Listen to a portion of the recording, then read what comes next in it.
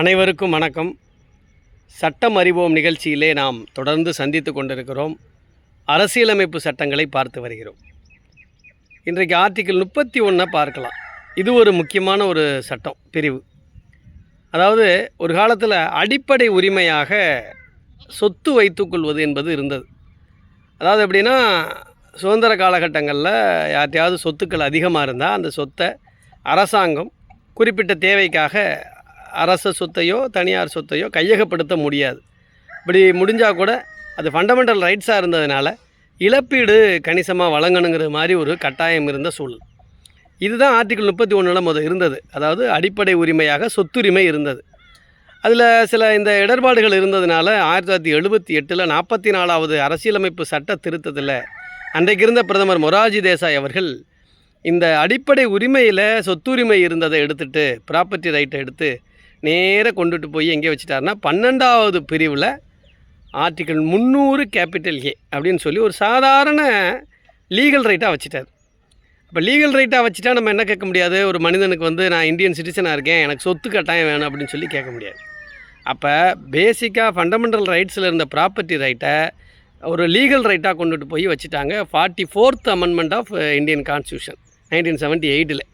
இப்போ இதனுடைய தொடர்புடைய 3 ஆர்டிக்கிளையும் பார்க்க வேண்டிய ஒரு நிலை இருக்கிறது. 31A, 31B, 31C. வேறு ஒன்றும் இல்லை. 31A பொறுத்த மட்டும் என்ன சொல்லுது அப்படின்னா, 31A என்ன சொல்லுதுன்னா, நில சீர்திருத்தம் போன்ற கடுமையான சட்டங்களின் பொழுது இது ஒரு ஃபண்டமெண்டல் ரைட் அடிப்படை உரிமையாக கொடுத்துருந்ததுனால நேராக நம்முடைய நிலத்தை அரசாங்கம் கையகப்படுத்தினா கட்டாயமாக இவ்வளவு காம்பன்சேஷன் தரணும்னு சொல்லி கட்டாயப்படுத்தி நம்ம சுப்ரீம் கோர்ட்டுக்கு டைரெக்டாக ஆர்டிக்கிள் 32 போக முடியாது.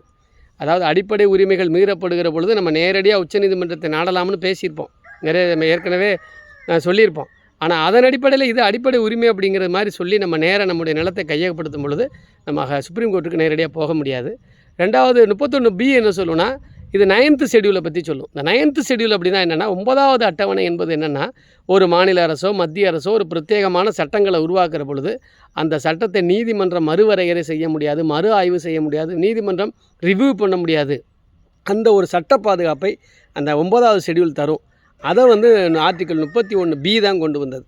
31C என்ன சொல்லுதுன்னா, ஃபண்டமெண்டல் ரைட்ஸ் அப்படிங்கிற மாதிரி பார்க்கும்போது நிலத்தை எடுக்கையிலையோ நிலத்தை கையகப்படுத்தும் பொழுதோ ஆர்டிக்கிள் 14ம் 19 எங்களுக்கு இருக்குது, பேச்சுரிமை இருக்குது, நாங்கள் தொழில் துவங்கலாம், இடம் வாங்கலாம், சொத்து வாங்கலாம், இந்த உரிமையெல்லாம் 19ல் இருக்குது. அதே மாதிரி ஆர்டிக்கிள் 14 சட்டத்தின் முன்னே அனைவரும் சமம் அப்படிங்கிற மாதிரி சொல்லும் பொழுது அந்த 14, 19 உரிமையையும் கூட இந்த நில எடுப்பு சட்டத்தின் கீழாக நம்ம என்ன செய்ய முடியாது, கோர முடியாது. அந்த சவாலுக்கும் இது ஒரு பாதுகாப்பாக அமைகிறது.